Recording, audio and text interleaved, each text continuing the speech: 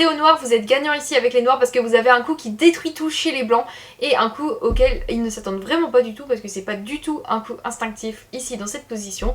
Pour commencer, on va le faire le bilan. Donc ici, on voit qu'avec les blancs, on a 3 pions du côté de l'aile roi, 1 du côté de l'aile dame.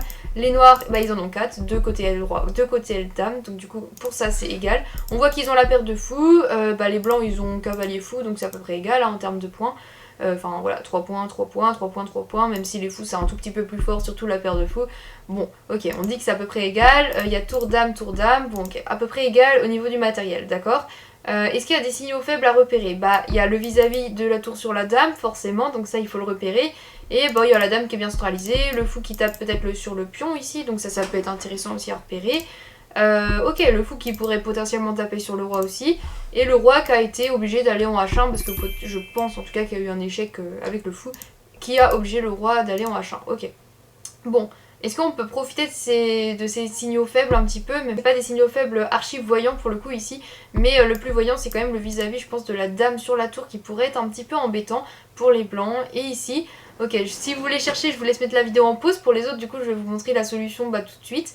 Donc ici le coup qu'il fallait trouver, donc c'était effectivement du coup en vis-à-vis avec la dame, il fallait trouver fou G1. En fait on menace échec et mat, et en plus de ça on menace la dame. Et là en fait ils ont vraiment aucune ressource, parce que s'ils font dame H3, et bien ici on peut juste prendre la tour, et on est complètement gagnant parce qu'on menace du coup de faire une découverte sur le roi avec le fou.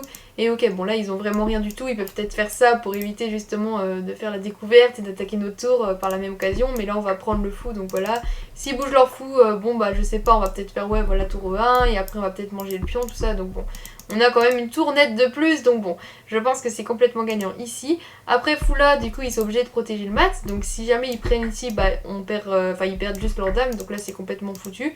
Et en fait après fou là, voilà, ils ont qu'une défense, hein. Ils peuvent peut-être faire ça, mais là on a juste tour prend D1. On donne même notre dame parce que si la dame prend, en fait on a fou F2 et chez mat, voilà.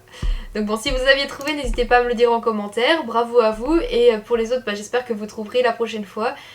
Sinon, bah, pour ceux qui sont intéressés, je propose des cours d'échecs et aussi des analyses de parties personnalisées, donc n'hésitez pas à les regarder dans ma bio. A bientôt.